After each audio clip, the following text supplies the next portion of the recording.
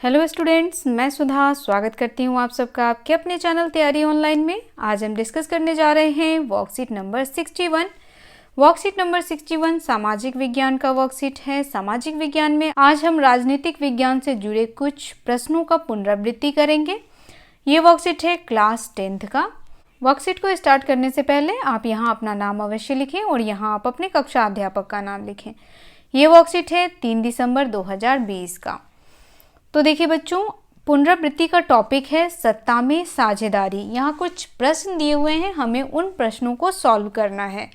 पहला प्रश्न हमारा है, रेखांकित वाक्यांश को सही करने के बाद वाक्य फिर से लिखिए। नीचे एक वाक्य दिया हुआ है, इसमें रेखांकित शब्द है तमिल, हमें इसे सही करना है। तो सबसे पहले हम इस वाक्य को पढ़ेंगे। 1956 में श्रीलंका में तमिल को एकमात्र आधिकारिक भाषा के रूप में मान्यता देने के लिए एक अधिनियम पारित किया गया।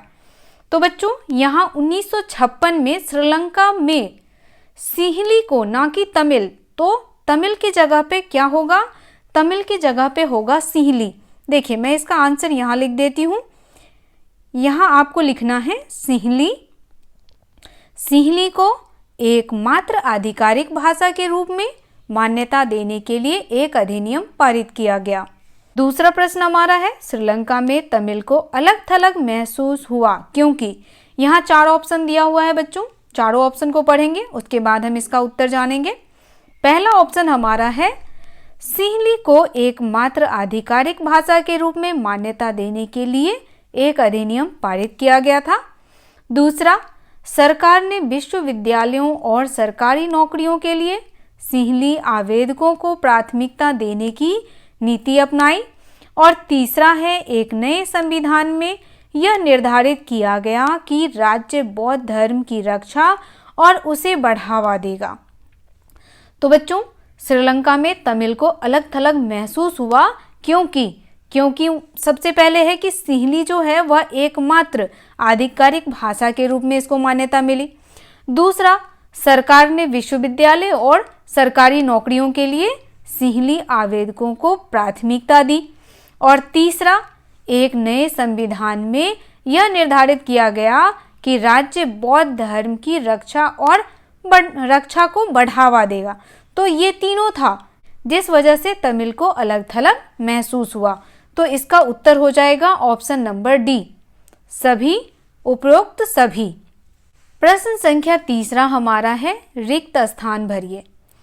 रिक्त स्थान को भरना है बच्चों।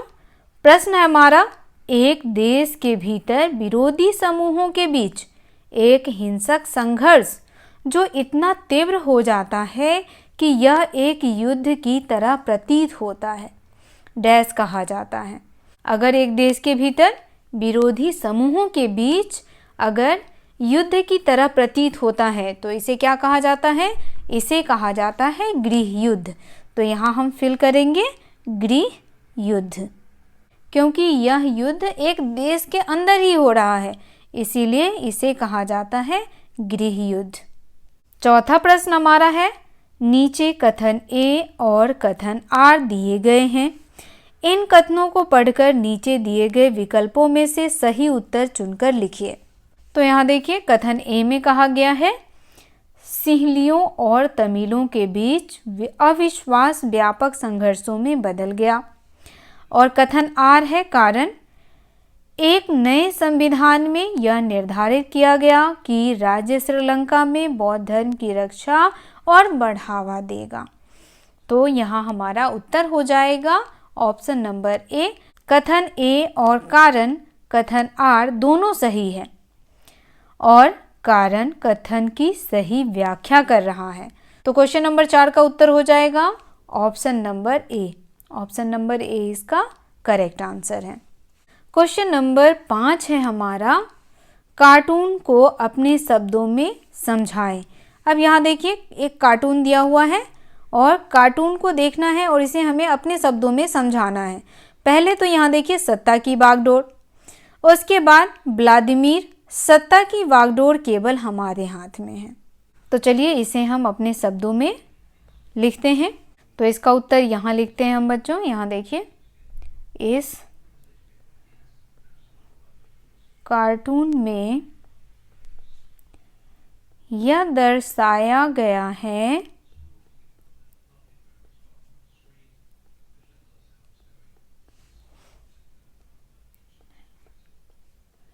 कि लोकतंत्र में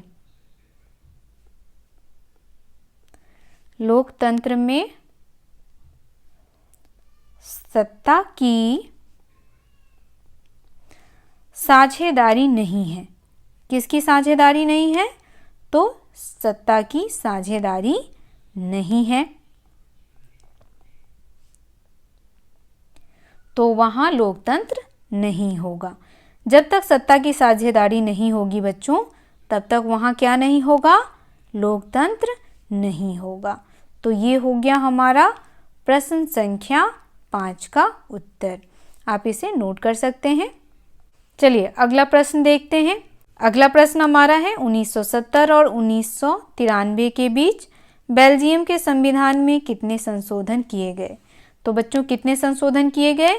तो इसका आंसर हो जाएगा 4 संशोधन किए गए।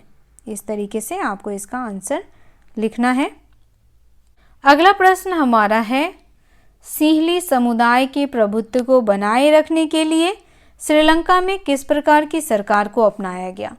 अब यहाँ देखिए पूछा जा रहा है कि सिंहली समुदाय को बनाए रखने के लिए श्रीलंका में किस प्रकार की सरकार को अपनाया गया? तो किस प्रकार की सरकार को अपनाया गया था? बहुसंख्यकवाद। तो यहाँ उत्तर हो जाएगा हमारा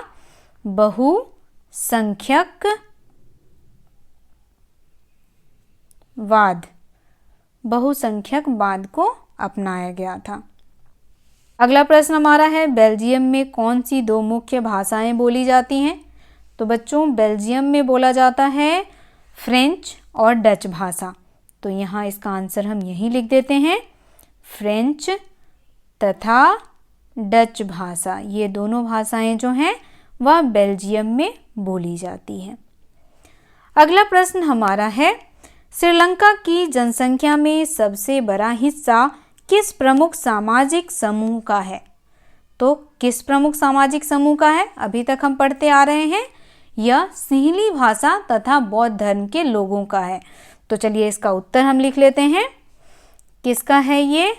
तो उत्तर हो जाएगा हमारा सिंहली भाषी तथा बौद्ध धर्म के लोगों का।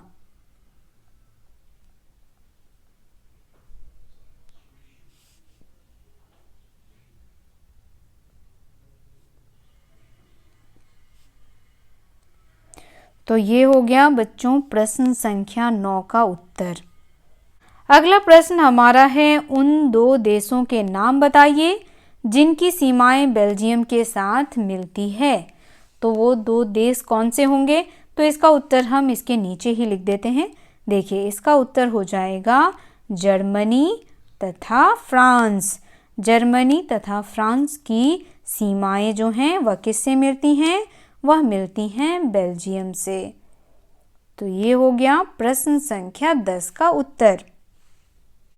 तो बच्चों ये वर्कशीट यहीं समाप्त होता है। मुझे आशा है ये वर्कशीट आप लोगों के लिए बहुत ही उपयोगी होगा। अगर आप हमारे चैनल पर नए हैं तो चैनल को सब्सक्राइब कर लें, बेल आइकन को दबाएं ताकि सभी नोटिफिकेशन आप तक पहुंचता रहे। वीडियो को लाइक करें और अपने दोस्तों के साथ शेयर करना बिल्कुल ना भूलें ताकि उन्हें भी वर्कशीट नंबर 61 को सॉल्व करने में हमारी वीडियो से हेल्प मिल सके। आप हमें इंस्टाग्राम, टेलीग्राम, फेसबुक और ट्विटर पर भी फॉलो कर सकते हैं। लिंक आपको डिस्क्रिप्शन में मिल जाएगा। तो मिलते हैं अगले वर्कशीट में। आप सबका धन्यवाद।